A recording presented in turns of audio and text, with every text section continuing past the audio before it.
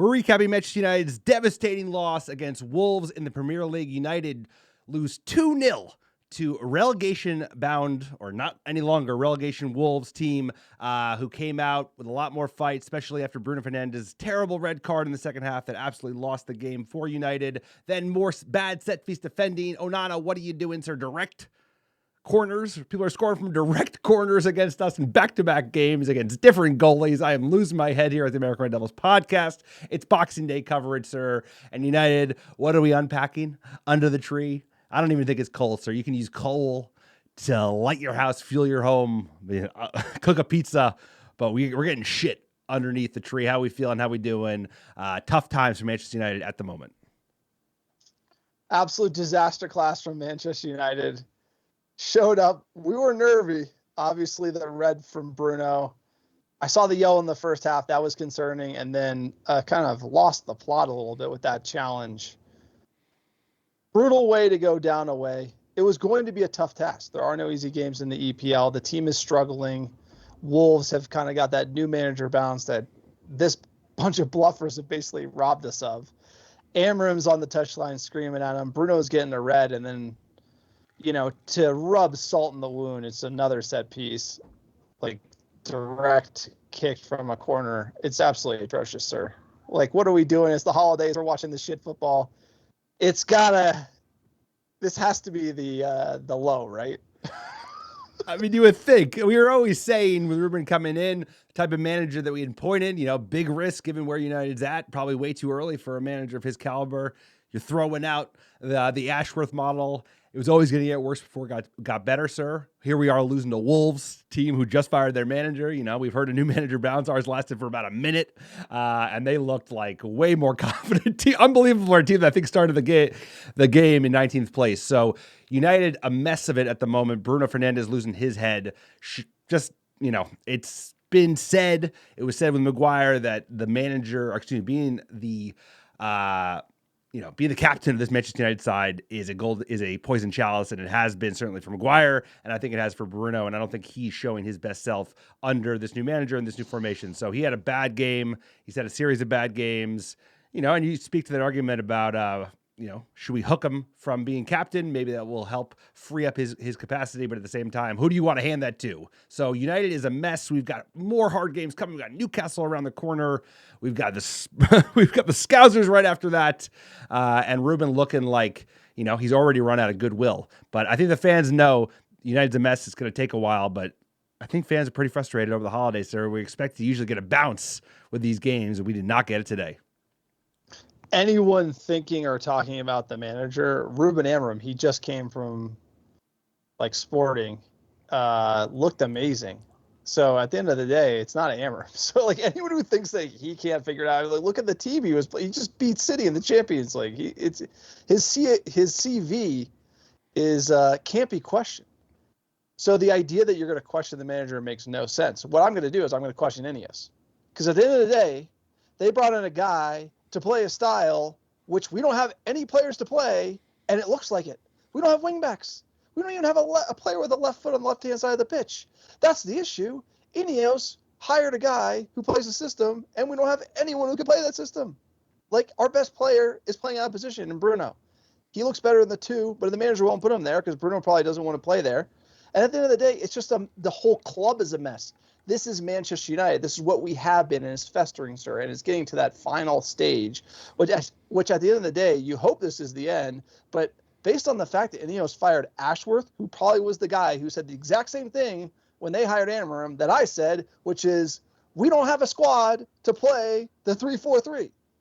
So you should hire Southgate or some simp coach who's just going to play the same way, keep it boring, make it so you don't have to turn over the entire squad. We don't have the money to buy the players Amorim needs to play this way. So now we have this amazing manager who shouldn't be questioned, who doesn't have the resources, and we're £1 billion away from him playing well in any team, because Manchester United, if you're going to buy a player, everything's overpriced.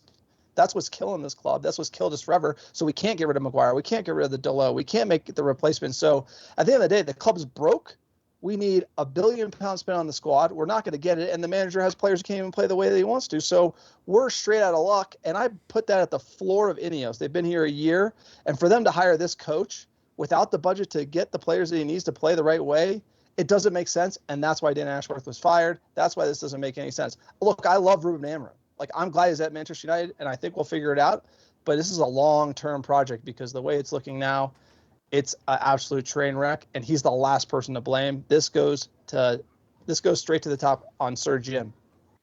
No, I agree with you, sir. He is the last person to blame, but you know how football works is that, like, it's often easiest to blame the guy who's the front man at the end of the day. Ruben is going to be carrying the bag for this bunch of bluffers, and he's going to need years. He's going to need years to turn over the squad with a limited budget, like you mentioned, that's been poorly spent over many managers, especially the last one. And they're in a real hole because, like you said, it's not even just that we don't have wingbacks or attackers that can play a certain way, but our best player doesn't even necessarily fit in with the physicality and pace that you need to succeed in a Ruben Amorim system. So if he can't function, then the wingbacks can't function, the attackers can't function. So we're in a really challenging place.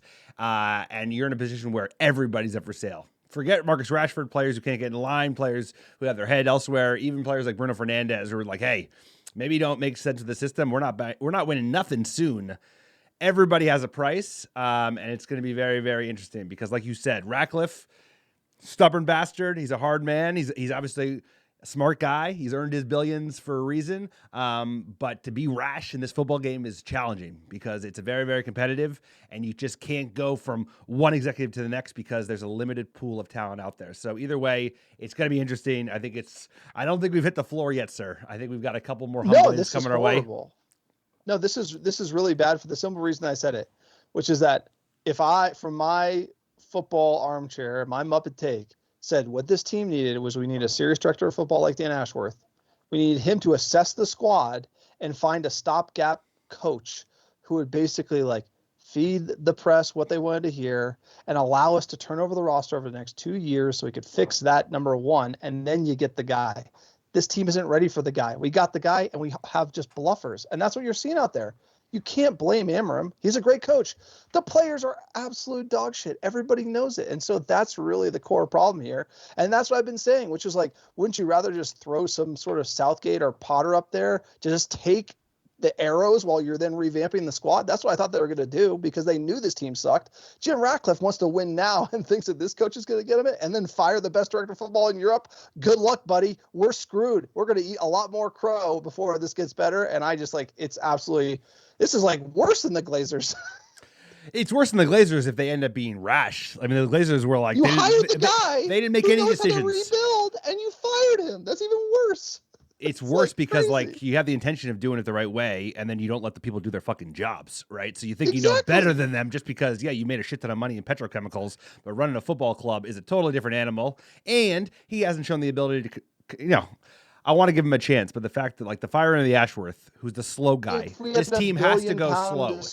You're right. If we were owned by some foreign country who could just bump in billions, that would be one thing. But we have $1 billion in debt, at the club, and we're tapped out and we can't borrow much more, and the club can't monetize that much more, especially when it's hard to stay in Europe consistently. So we're in a tough spot. It had to be the slow burn guy. They got rid of the slow burn director of football, and now Ruben Amorim is going to have to be the front man of this project, sir, and hope that he doesn't lose faith with fucking Sir Jim either, bro, because he seems like a ready, shoot, aim kind of guy, and we need him to slow the fuck down because this is a long con. Speaking of long con, sir, let's just do the PSA for the pod.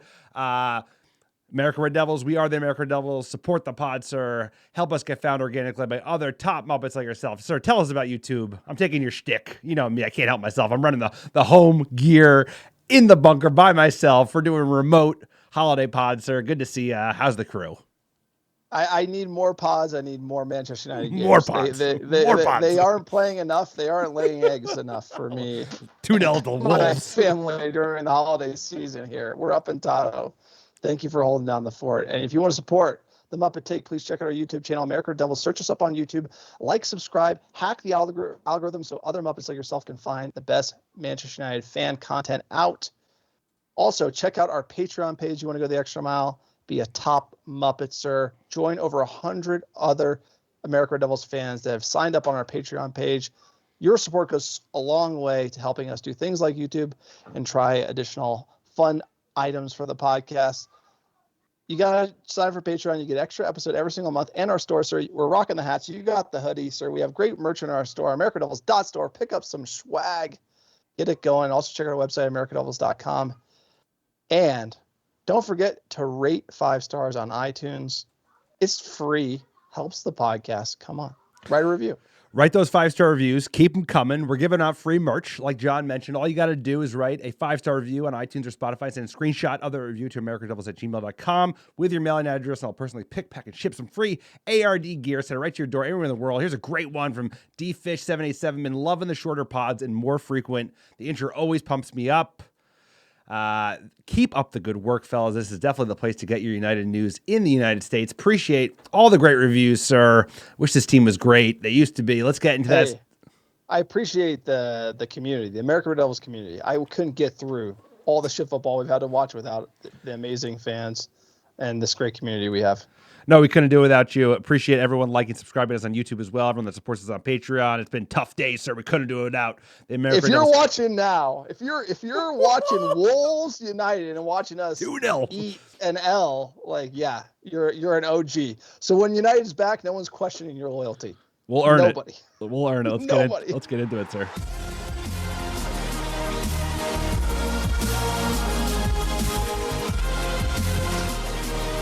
Sir, it was Wolves 2, Manchester United 0. Let's get into that starting 11. It was a back three, of course. Onana in net. It was Martinez, Maguire, and Euro as the back three. Delo is the left wing back. Mazraoui is the right wing back. Molineux and Garte in the two-man midfield. Bruno on the left wing. Diallo on the right wing, and Højlund up front. Sir, what was your thoughts when you saw the starting 11 this morning? Bruno Fernandes has to play in the 2 in the midfield. I'm sick of this shit. It's been 3 games. We've shipped 9 goals. He plays better than the 2. Manu Ugarte ain't doing it. Look, I love Kobe Manu. He is going to be a great for this club and this team. But in the 2 with Ugarte, it's just not clicking right now. Bruno had to play there. The manager did not do it, and he got the red and is off the pitch. And it's not clicking. And I'm not going to make excuses for Bruno, but Kobe had a tough first half. And United, let's get into that first half. They were sloppy and slowing the ball. There was nothing to do. And Wolves were playing with much more confidence. I thought United were decent enough off the ball in the first half, but Wolves just looked like way more confident for a team that was playing in their second match with their new manager, and they had a decent chance in the 23rd minute for Wolves on the break. Stinging effort went just wide. Another good chance from the subsequent corner. Onana tipped the header over the bar, and then 36th minute, there was a great cross from the Wolves wing, but no one was at the end of it. And it was the best chances were for Wolves in the first half. It was kind of cagey. United were not great, but it was not a great half all together. So we would have taken 2 of these halves because it would have been a 0-0, but it wasn't disaster. It just wasn't fun to watch in that first half. No, Delo looks like a fish out of water playing out there on the left, but he's our only option. I mean, this is what I'm talking about. Like, Mazraoui's not a wing back. Delo's not a wing back. We're relying on these guys to run this entire system, and you can see it. We're struggling out there. Tough first half, but look, it's gritty. We got the quality. You can get 1-0. Get a goal in the second half, but Bruno would get his red card. I saw the yellow in the first half, didn't like this, and this is really bad. I mean, this is a very rash challenge. Things aren't going well for him. He's frustrated. He's an emotional player, wears it on his sleeve, and at the end of the day, this is a straight on. This was the right call. I mean, it could have even been a straight red, in my opinion, if he didn't even have that yellow. No, there's no way you could have your captain doing this. And like you said, he's an emotional player. He's too emotional at times. Sometimes that is useful, but now when the team's back against the wall, we were in this game. You're in this game until this red card, and the red card breaks your back, and you just can't have it. So 3rd time this season, and we're not even at the new year. We're not even at 2025 yet, and he's already had 3 red cards for Bruno Fernandes. So just not good enough. Speaking of not good enough. But look, Bruno Fernandes, you got to talk about it. He's a great baller. No one can question that. I watched him in the Euros for Portugal. I actually flew out there, saw him. Unbelievable footballer. He's not a leader. He's an attacker. He's a selfish attacker, emotional. He's got that Iberian Peninsula flair. He's not a leader. It's like Harry Maguire, not a leader. Like, these guys should be wearing the armband. It's actually worse for the team probably. He drops his head when things get tough. He starts lashing out teammates. That's not a leader. You don't want to play in a team with that guy. Like, you got to give it to somebody else. You know, at like a certain point, De Gea was like pretty stoic at the back there. He took the hard questions from the press. I thought he did a good job. He looked to be like a quiet leader. Like, this team needs a leader, and it might be Lit. He could be a candidate, but it's not Bruno Fernandes. We saw the armband, like, kill Harry Maguire. I don't think it's the armband. I just think there aren't leaders in this team. And if Bruno Fernandes is our leader, you're seeing that quality of leadership and the backbone we have on the pitch as a result of it, and it's not good enough. And Harry Maguire too. We were the same team under Harry Maguire when he was the leader. No, I'm finally come around that I have to agree. It's like he's an elite player, he's our best player, but you don't always want your best player. Like, if you wouldn't want like 09 CR7 to be your captain just because he was the best player on the team. And I think he fall into the trap of making Bruno our captain, even though he's probably not best suited given his emotional nature and that he runs so hot, sir. When was the last time we had a leader in this team? That I was thinking about this the other night. When was the last time we felt like we had a leader? That means a guy that when things got tough, people would look at on the pitch and he would be like, "It's okay." Like a Van Dijk like for Liverpool. Wayne Rooney in 2017, like Wayne Rooney after we won the Euros. Zlatan felt like the closest thing to it, because he would basically, people would look to him in the tough moments and he would be. They both left at the same time. They both kind of like finish it. Yeah. I think that was the last. That was the end of the year. I mean, it was like the 2017. We lost Carrick, we lost Rooney, and we lost Zlatan basically all the same time. And then those personalities. Cavani had a little bit. He had like a little bit of that fight, that like kind of like, you know what I mean? He had an edge. He had a little like glimpse of it. He had glimpses of it where he was kind of like a dog and like he was like protecting the team. But we just don't have leaders in this team, and we're dying for it. Well, you need someone who has a calm head. You need someone who doesn't blow over, doesn't get rattled by every little thing. And Bruno has proven that. He's a hell of a player. He almost certainly won't be here for our next Premier League title. But this is what you can't have. But it's a team of individuals. Think about it. It's Rashford checking the socials. It's Garnacho checking the socials. It's Bruno. Like, all these guys are a product of the modern football game. And it's like, is Højlund we're all together, guys? Everybody on their own getting their check, bro. And that's the whole thing, is there's no real leaders in this team bringing everyone together. And you can see it. It's just like, when things get tough, we want to leave and just get in our expensive cars and go home. And that's what Manchester United is, and it has been for the last decade. Most deaf, sir. Most deaf. And let's get into that goal, sir. 58th minute, baby. Look at this. Straight from a corner. You don't see that every day. Maybe you see it twice in a week. Let's get into it. The crowding. Has it gone straight in, or was there a touch? Cunha's claiming it. And Manchester United make a mess of defending a corner again. Just there's one thing to concede from corners, another thing to concede from direct corners. It's just happened by Bayern, happened under Onana. 5 years ago, 6 years ago, we were in a place where we probably had like the strongest goalkeeping core you could ask for in the Premier League, with De Gea in form and the Romero like breathing down his neck, and all of a sudden Onana probably ain't the guy, and Bayern certainly isn't the guy. So just unbelievable. You can't concede. I mean, it's one thing. This is like a different level of conceding from a corner. It's like if your goalie can't stop that, your goalie can't play in the Premier League. Hey, Team De Gea all day. He was kicked out down. We brought in a guy who couldn't fill the boots, and it's just looking worse and worse. And the playing out the back looks so bad. The first half, playing out the back. You bring him in to play out the back? Doesn't look good. It's like, then you let in these goals. It's like, why even play? Subs, 63rd minute. Flurry of subs right after the fact. Eriksson, Casemiro, and Anthony came on for Ugarte, Euro, and Molineux. More subs. 79th minute. Xerxes and Garnacho for Højlund and Ahmad. We had a fury of there were some late chances from United. It was kind of like mashed potato stuff, just pushing in the box. Maguire getting pushed forward, nothing doing. And then in the 99th minute, sir, they got their just dagger in the heart, as you would to the sword, bro. To the sword. Here we go. Sword. Let's go. Put away. Roaring at the Molineux, sir. Roaring at the Molineux. Oh! And that's all she wrote. Wolves 2, Manchester United 0. Oh, God damn, this team. This team will break your back, sir. Let's get into stats. 7 shots for Wolves, 4 on target, 11 shots for United, 4 on target. They edged us slightly in possession, 51% to their 49%. But at the end of the day, so they looked more confident. They played more direct. They played better on the ball. For the record, we had 10 men.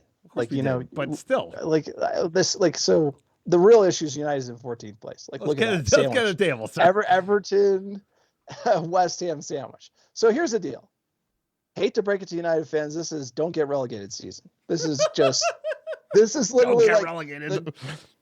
The expectations and reality is don't get relegated, eat a ton of crow, and Ineos has a lot of wood to chop and not a lot of dry powder, and we got to see what they do, because this is obviously horrible. Everyone wants to blame someone, but it is not Amorim's fault. We should be glad he took the job. For the record, we're lucky he took the job. By the way, Erik ten Hag punched 600 million into this team, bro. This is his team. That's the issue, in my opinion. It's like the 400 million he spent plus the extra 200 that Ineos backed him after we had Dan Ashworth makes no sense. This is Erik ten Hag's team, and Erik ten Hag's team is 14th place. This is not Ruben Amorim's team. You got to back the Portuguese man. Like, it is anyone with a and sense is back in the manager. Players, yeah, we all okay, sir. You're right. But yes, we're backing a lot of players. I said no way. We're backing the manager.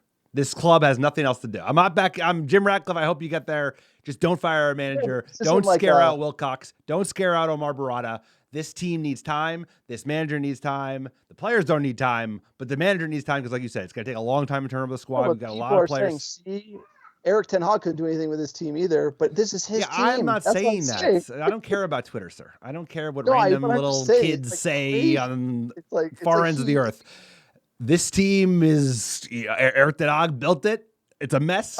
This guy inherited it. He's a mess. Let's hear from our manager, sir. That's all I want to hear back. Let's hear from Ruben Amorim getting loaded question. Yeah, poor bastard, bro. He's like, I should have stayed in Lisbon. Food's better. The weather. You look like me, just like in fucking Thanksgiving.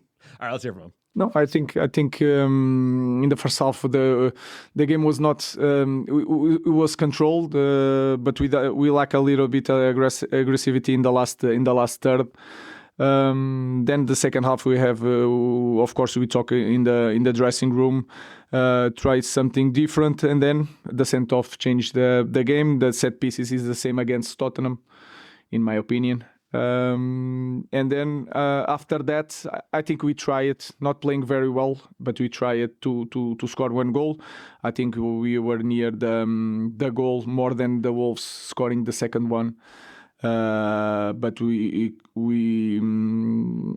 couldn't score, and then the last goal doesn't matter because we are trying desperately to score a goal. The idea needs time. I know that I said it before you guys that this will be a tough moment, and we are far from the end of this moment, and that's it. We have to continue and focus in the next game. Sir, I believe in you. We all believe in Ruben Amorim, sir. There's no doubt in my mind. He is the guy. You could see it. You could see it immediately when he came in, and this is just part of the process, sir. One of the things you try to get back fit, hurts, pain. We're going to be sucking down more big L's, bro. We got Newcastle's going to be a battery. Like Scousers, stop mode. But you know what? That's part of the process. We got to get these players out, and we have to move on to the next stage of our evolution, and that's going to take time, and the fans just got to be patient. Because we've seen this movie before. It's not chopping and changing. I would have liked to see him along with Ashworth. I think they could have worked together. But it's Jason Wilcox and Omar Barada and Ruben Amorim. But you can see what he's trying to do. And there is fight in instances. But this team has so much bad tendencies, so many bad attitudes, like you said, so many personalities of players that want to just drive off in their fancy cars. We got to get some hungry lads back at Manchester United. No, absolutely. Let's jump into fan questions. I bet we got some heaters coming down the pipe here. Heaters, sir. Fan questions. At _M_Deezus. Guesstimate for how many outs permanent and loan in January. Also, are there any players besides Euro you would not sell if offered $60 million for them right now, sir? Any ins and outs in January, and who's unsellable? our fan base is amazing because they always like read our mind. It's like, yes, this means that January has to be super busy, and Ioska's got to be wheeling and dealing in January because this is crisis mode, and this roster is absolutely just like the fact Real Madrid wants Thiago Dalot for like 50 million. I don't buy that. Get the fuck out of here. Like, see ya, dude. Yeah, like, right. no, like, yeah, right. You got to be like, but this is what I don't understand. You got to loan. You got to loan. We need stopgaps. We need to get dogs in this team. We need options. You look at this man, and it's like he goes, next man up, they're a bluffer. Next man up, they're a bluffer. Malacia, bluffer. I could have told you Malacia was a bluffer. No way. Give me come on. Like, he got He hasn't played in a year and a half, bro. He got dropped, dude. But my whole point is, you think this guy's going to find the spark after a year and a half, and he comes in, gets absolutely cooked, and then he's dropped. And, oh, wait, he has a bad attitude? No way. No way. If a guy doesn't come back to your football team for a year and a half, he's gone. It's like this team, we need to just get some grit and spit in this team, sir, and we got to start loaning anything. We got to be desperation mode in January, and we got to be making moves. If Ineos doesn't make moves in January, like, get out your pitchforks. Because we're going to Old Trafford, we're going to burn that mother down because it can be a relegation fight if we don't make serious moves in January. It's not going to be a relegation fight, and they're not going to do shit in January because guess what? They spent all their money on Ruben Amorim, and that was You got to get a left back. You can loan a left back. We're not going to be wheeling and dealing. Like, they're not going to. They probably won't be able to deal. I mean, Rashford. So they're probably trying to loan Rashford. Wheeling and dealing means. Okay, give me the John definition. Players. The John definition of wheeling and dealing. Give me the official definition. In January, wheeling and dealing means okay, sir. Tell me what wheeling and dealing means. You got to sell Rashford. You got to sell Rashford. You're not going to be able to sell Rashford. Okay, go ahead. Okay, yeah, you got to sell Rashford in January, just for morale. That's just like you got to get him off the books. Because this whole thing that we don't sell players is killing this team. You got to sell Marcus Rashford, and you got to loan a left back, you got to loan a striker, and you got to loan a central midfielder. You got to get bodies in because you need options for this manager. We're good on center back, but you need if you don't have a left back on this team, it's insane. If you can't play, if you I think we loan Marcus Rashford to a deal like a Sancho-esque deal. I think we do get a left wing back. And that's about it. I think it's going to be underwhelming. Let's keep going with the fans. Wheel and deal. At Decol 18, slow, boring, lazy running, no goal threat, no real effort besides Højlund, who gets zero service. Bruno's lost a step and looks frustrated. We've said it for years. This is what 15 years of Glazer economics gets you. Team will still need gutting top to bottom. SGR and crew got lots of work to do. Just to give these guys are great. At Nolan Taylor 98. I think we need to sell everybody. I hope we get into a position where we play no European football. I think we genuinely need to clean house. We need to promote our academy players and play them, sir. I don't disagree. Sir, I think it's like we need to genuinely get in a place where we stop playing football. What does that mean? No less games? Kick us out of every cup competition. There we go. Honestly, we look like we're battling relegation. Sirs, we're a borderline in a relegation battle. Happy holidays. I have to make it. Okay, here we go. This is a good one. At Movies United, I have to make another comment, sir. Firing Dan fucking Ashworth is looking worse and worse. These players with Amorim style are not looking like a fit. It's been like 3 weeks. They fired Dan Ashworth like this month, bro. This month they fired him. Are you going to read the whole tweet, or are you just reading like snippets of everybody? You're not even like reading out their Twitter. I was calling out the Dan fucking Ashworth comment, sir. I was just calling out Movies United. Just read the tweet. I did read it. I just read it, sir. The whole thing? I read his second tweet. What do you think about his comment? Dan Ashworth is looking worse. You're too close. So firing Dan Ashworth, like, you think you know better, is like Dan Ashworth's probably sitting somewhere. He's like, he knows how bad it is, and he's keeping his mouth shut because he's got millions on the line for that one. But I do know that he's definitely the smartest guy in the room. And the other guys in the room, they think they're smarter than him for some reason without any experience. So he was telling them it's got to be a low and slow burn to get this back. Because what United need is they need to do like not wheeling and dealing. They need to like kind of pip, like quality deals over time will yield results at United. And I think Sir Jim wants it now. And it's like, it's not going to come now.